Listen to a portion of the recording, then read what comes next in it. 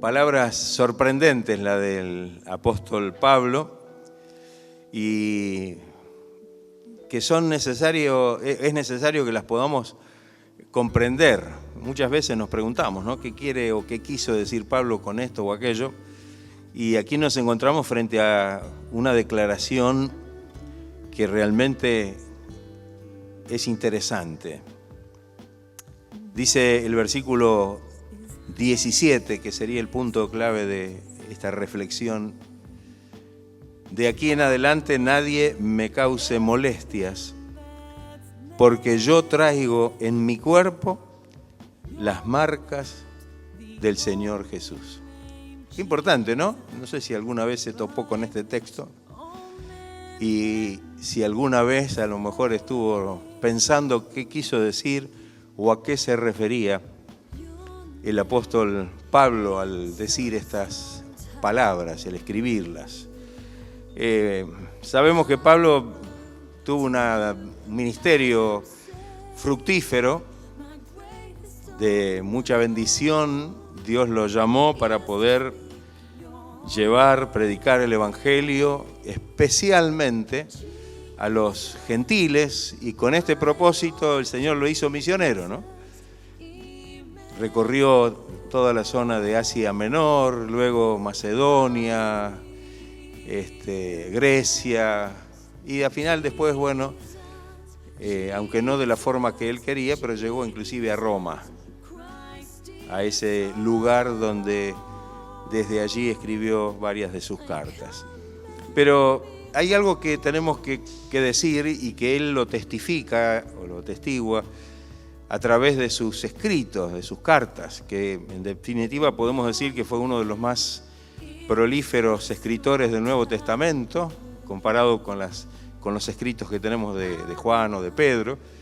La mayoría de las cartas fueron escritas por justamente este apóstol, por Pablo. Si bien fue un apóstol que Dios usó grandemente para la extensión del Evangelio, sin embargo, no fue fácil, no le fue liviana la situación. Sabemos que a lo largo de su ministerio misionero tuvo que enfrentar diferentes situaciones difíciles, que pensó inclusive que en definitiva ya no tenía ni siquiera esperanza de conservar la vida. Sin embargo, Dios tenía otros planes. A veces a nosotros nos parece que la situación por la cual podemos estar pasando nos puede llegar al punto de agotar totalmente, y sin embargo a lo mejor Dios tiene planes para que podamos seguir sirviendo y trabajando para la gloria del Señor. Pablo llegó a muchos de esos límites. Fue apedreado y dado por muerto allí en Listra, lo tiraron fuera de la ciudad, dice la palabra. No se murió. Tuvo un naufragio cuando fue enviado o iba hacia Roma, y bueno, en medio de una situación límite totalmente, y como dijimos antes, pensando que ya no tenían oportunidad de sobrevivir, Dios le conservó la vida a pesar del naufragio, y no solo le conservó la vida a él y a los que iban con él, a pesar de que naufragaron y la nave se despedazó por la tormenta. Sin embargo, Dios siguió usando su vida para la gloria de su nombre. ¿O no es así? Fue azotado.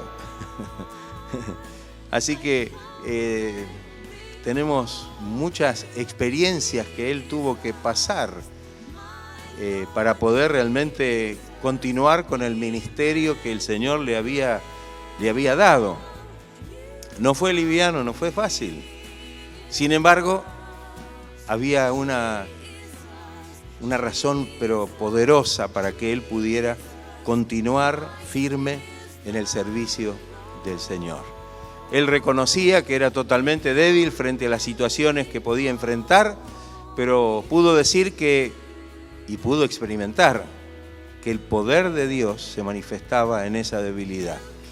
Y entonces llegó a decir que cuando era débil, entonces era fuerte. Amén. porque en definitiva el Señor lo fortalecía para que pudiera salir vencedor, victorioso de esas situaciones y adversidades que tenía que enfrentar. También tenía que enfrentar adversidades que tenían que ver con la doctrina.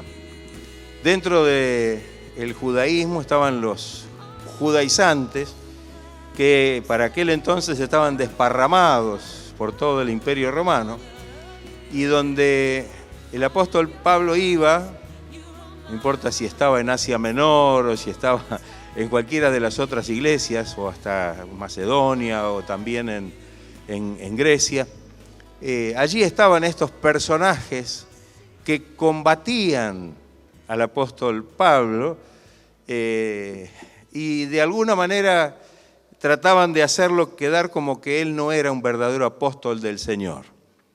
Alguna de las razones era porque él no era de los que habían sido elegidos por el Señor como discípulos, los que después fueron apóstoles, sin contar a Judas Iscariote,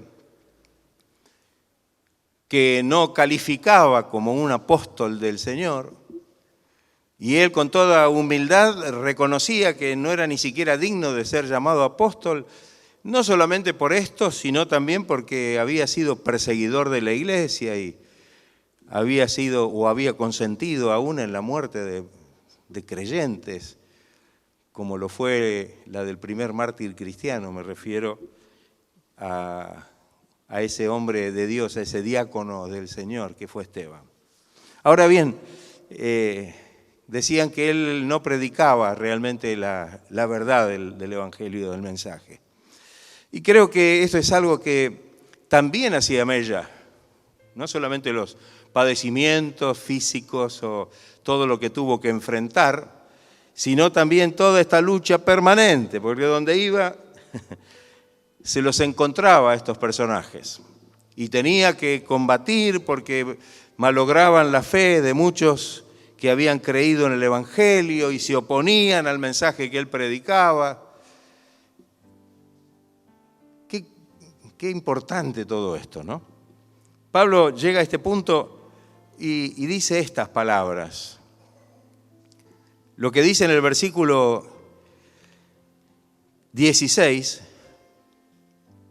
hablando justamente de dónde tenemos que afirmar y consolidar nuestra fe, dice, porque en Cristo Jesús ni la circuncisión vale nada, ni la incircuncisión, es decir, lo que de alguna manera sustentaban los judaizantes, discutían sobre la circuncisión, aferrándose a las demandas del antiguo pacto, y tal vez la lucha que se entablaba también entre los que iban por la circuncisión y los que abogaban por la incircuncisión.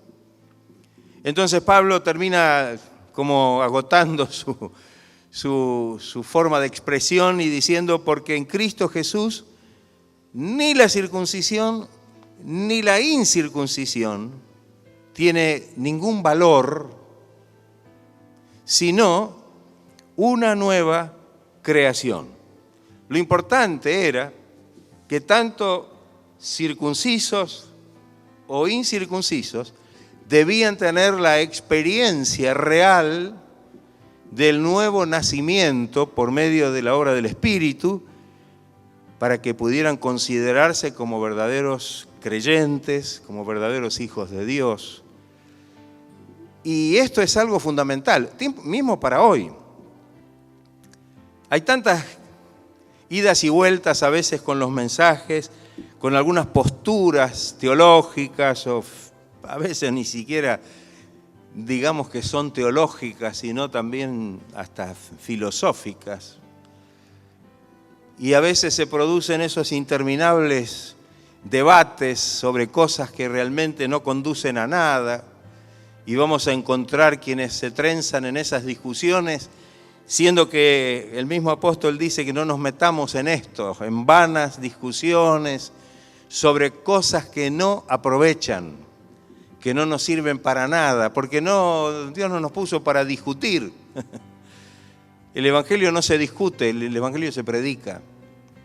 El Evangelio se evidencia a través de una vida de testimonio.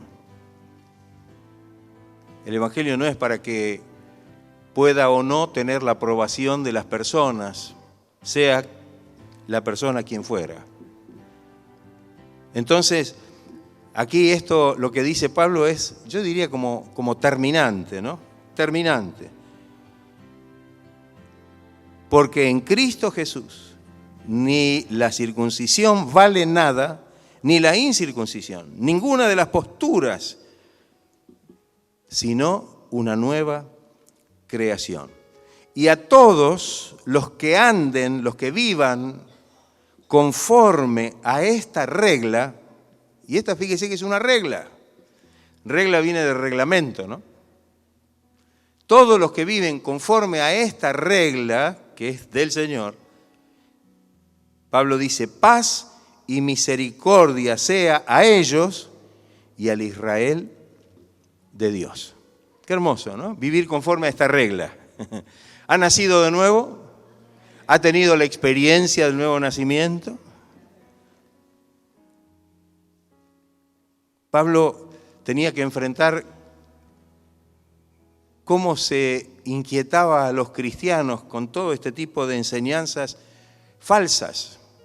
Piensen ustedes que a estos creyentes de Galacia, cuando leemos el primer capítulo, Pablo tiene que señalarles que estaban en este problema.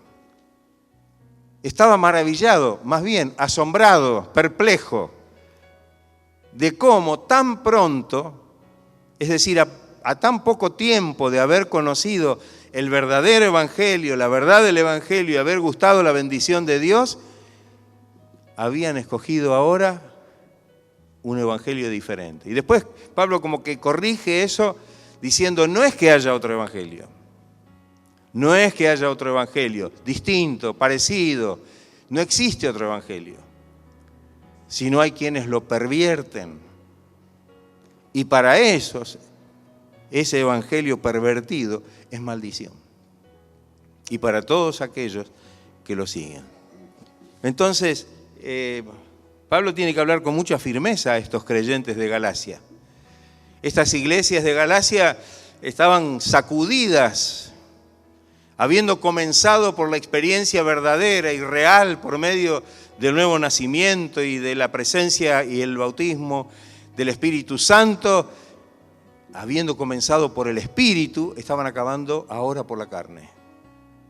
Estaban retrocediendo, habían perdido la libertad en Cristo para esclavizarse otra vez a los preceptos de la ley.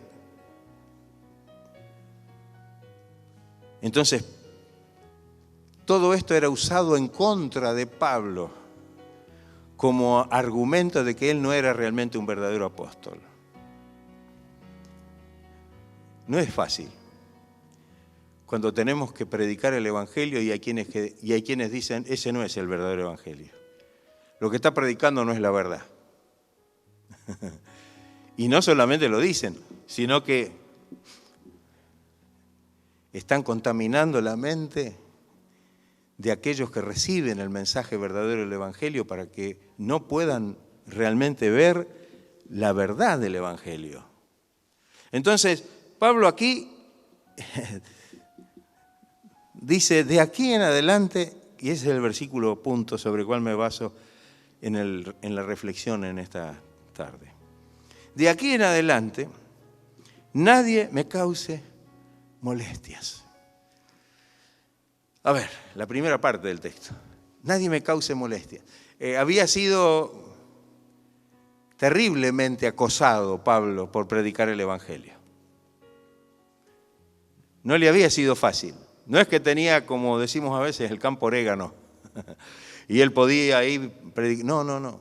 En muchas oportunidades llegaba a una ciudad, predicaba el Evangelio, se armaba un tumulto y los perseguían para matarlos. ¿O no es así? O los encarcelaban, como pasó en Filipo. Y los azotaron y los metieron en la cárcel. O como en Listra, que lo apedrearon y lo tiraron fuera de la ciudad. Entonces, Entonces Pablo ahora dice, de aquí en adelante nadie me cause molestia. Por favor, que nadie pueda realmente seguir aguijoneando de esta manera. Él estaba predicando la verdad. Una verdad que él defendía con todo. Inclusive cuando él explica o de alguna manera muestra sus credenciales de apóstol, él decía que esto no lo había aprendido de ningún hombre. Ni siquiera lo había recibido de los otros apóstoles, sino que lo había recibido del Señor. Entonces, él acá ahora está confrontando a toda esta gente alrededor que estaba mirándolo con recelo, con dudas, algunos con odio, porque no lo querían, si era posible, se lo hubieran sacado de encima lo más rápido posible. Entonces ahora, con la autoridad de Dios, Pablo dice estas palabras: nadie me cause molestias. Pero dice por qué. Y esto es el punto. Porque yo traigo en mi cuerpo las marcas del Señor Jesús. Qué palabras profundas. Las marcas del Señor Jesús. Sobre esto, si usted busca comentarios, va a encontrar toda clase de comentarios, algunos atinados y otros no.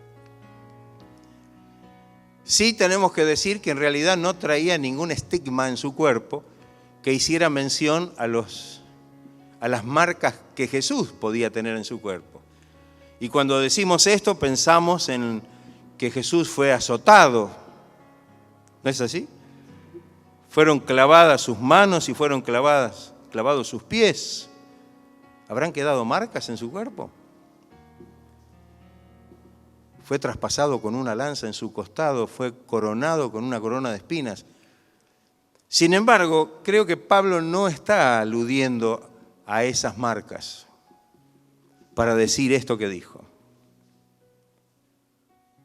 Cuando miramos en profundidad y le damos el sentido espiritual a esta porción, a este texto, tenemos que entender que las marcas de Cristo quizás sí tenían que ver con el hecho de sufrir por el Evangelio. El Señor tuvo que padecer y tuvo que sufrir. No todos estaban a favor del Señor. Y aún los que en un momento estuvieron a favor del Señor fueron los que después gritaban que lo crucificaran al Señor. ¿O no es así? Qué terrible. Y cuando el Señor prepara a sus discípulos para la obra que vendría tras la partida de Él, de antemano les dice que ellos también iban a tener que sufrir por causa del Evangelio. Que si al Señor le hicieron todo esto, también a nosotros nos lo van a hacer. Y si se burlaron del Señor y si arremetieron contra el Señor y aún si lo mataron al Señor, no es nada extraño que nos pase a nosotros también. De hecho, hoy sigue pasando en algunos lugares, ¿o no es así?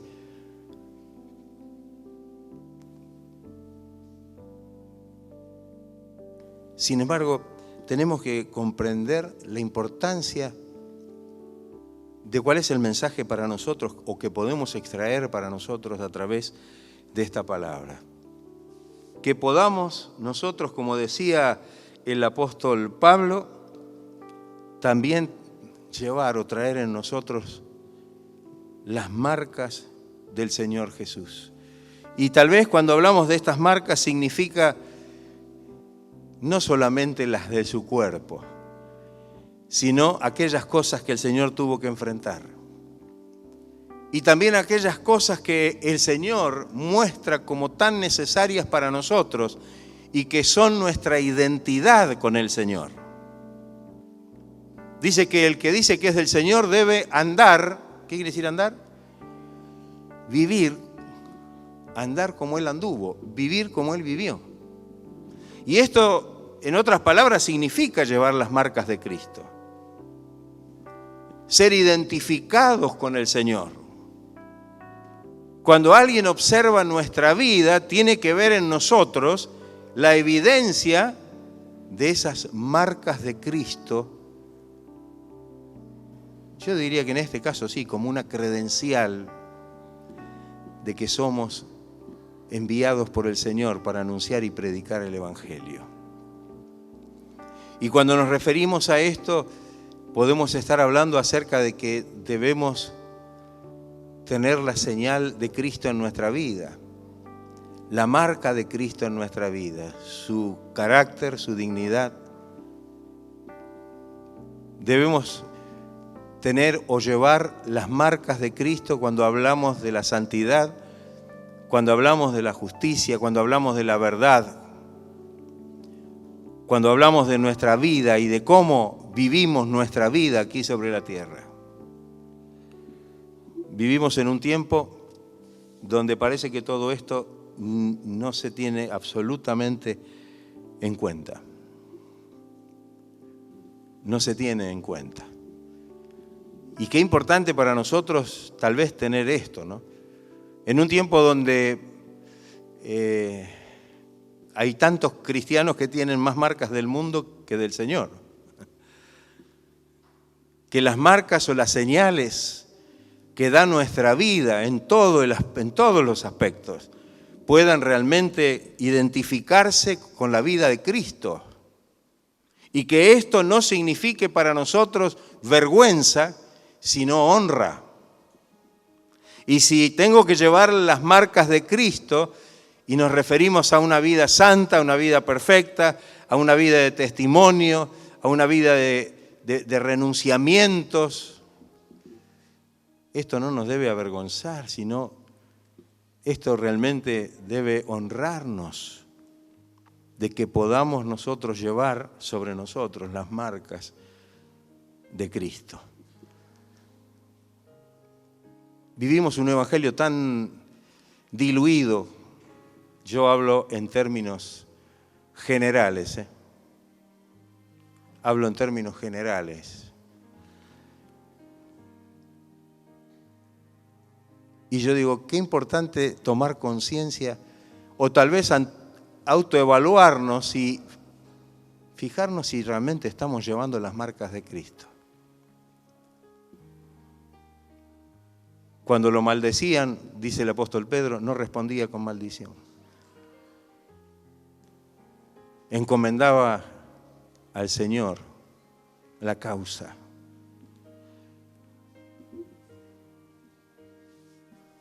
Misericordioso, benigno.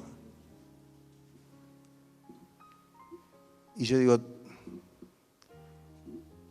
que podamos identificar esas marcas y que deben ser evidencias en nuestra propia vida. A veces usamos ese término de esta manera. Decimos que tal o cual persona dejó marcas en sus discípulos o dejó padres que dejaron marcas en sus hijos, a veces para bien, a veces para mal. ¿O no? ¿Sí o no? Se usa esa palabra. Antiguamente los esclavos tenían las marcas de sus amos. Se los marcaba en la frente para que supieran todos que éste le pertenecía a fulano. Y nosotros debemos llevar en todo momento esa marca que nos permite mostrar de que le pertenecemos al Señor. Y esa marca tiene que ser visible. Por eso Pablo dice de una manera muy clara que nadie me cause molestias, porque yo traigo en mi cuerpo, en mi vida, las marcas del Señor Jesús. Qué expresión maravillosa. Yo quisiera en esta tarde quedarnos con esto y mirarnos en el espejo espiritual y ver si podemos reconocer alguna marca de Cristo en nosotros. Vuelvo a decir, no estamos hablando de que podamos tener las marcas de las espinas en la frente o en las manos o en los pies, como algunos por ahí andan dando vueltas con todas estas cosas que no tienen sentido. ¿Podremos decir nosotros como Pablo que traemos o que llevamos las marcas de Cristo? Y aquí nos quedamos en silencio profundo. Porque antes de decir amén, debemos hacer un autoexamen. O como dije recién, mirarnos en el espejo espiritual. ¿Cuál es el espejo espiritual? La palabra de Dios. Y debe notarse en nosotros que todo esto que de alguna manera identificó al Señor como el Hijo de Dios, su vida, debe también identificarnos a nosotros hoy como hijos de Dios, nuestra vida en Cristo, o la vida de Cristo en nosotros.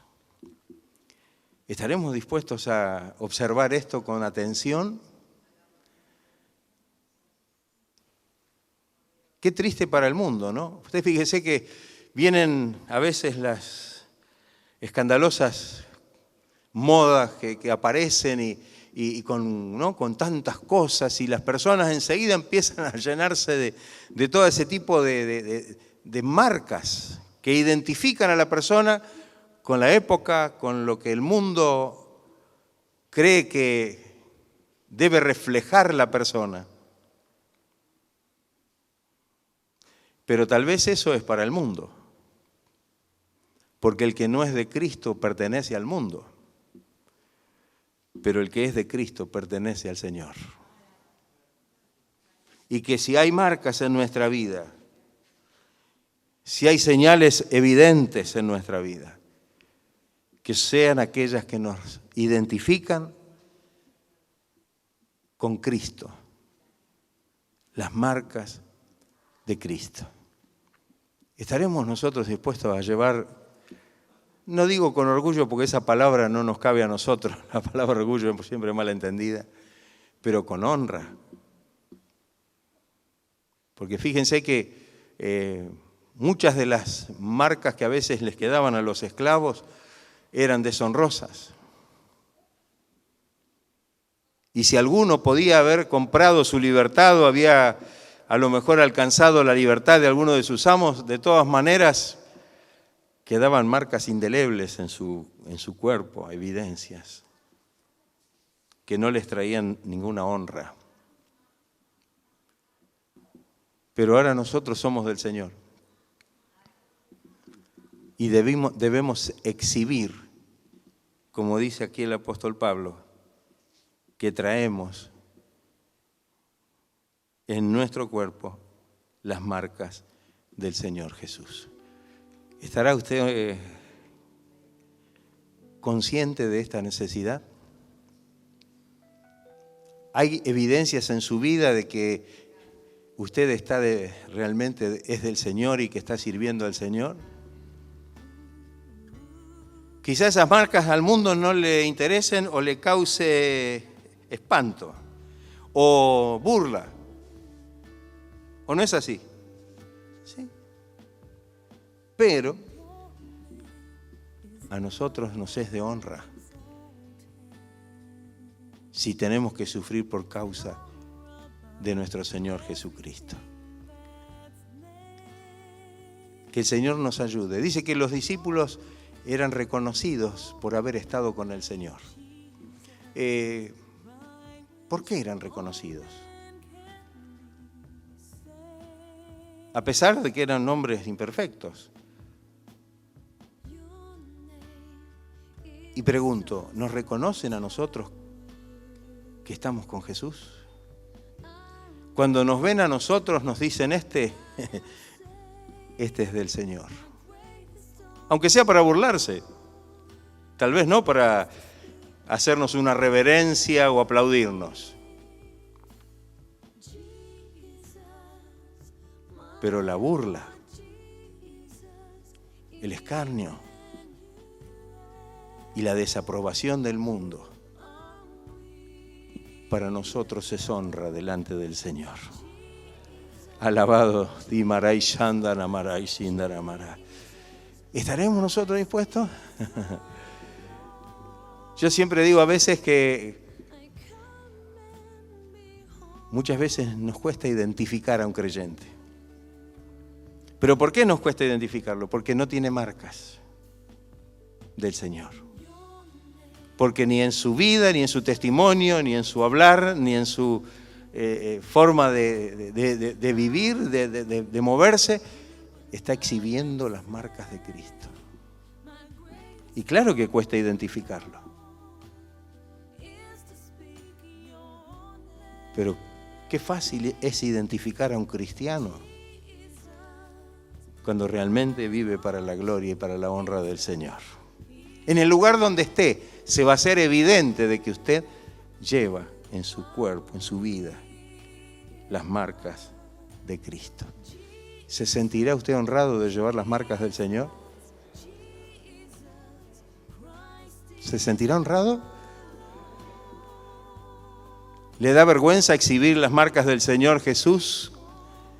De estar con Él, de seguirlo a Él, de ser un discípulo suyo, de ser un seguidor del Señor, de ser un siervo de Cristo. No espere que por eso lo vayan a aclamar o lo vayan a poner en un pedestal, sino que en el mundo va a ser al contrario. Pero para nosotros realmente nos vamos a sentir honrados de padecer por Cristo, por el nombre del Señor. ¿Estaremos dispuestos en esta tarde a ser conscientes de este mensaje? Mire, breve, no voy a seguir adelante, pero creo que tal vez esta mención nos lleve al punto de individualmente hacer una autoevaluación de nuestra vida, mirarnos en el espejo de la palabra y ver cuántas son o cuáles son las marcas de Cristo en nuestra vida. Fíjese que el mundo, para identificarse con tal o cual cosa, exhibe marcas visibles y no se avergüenzan.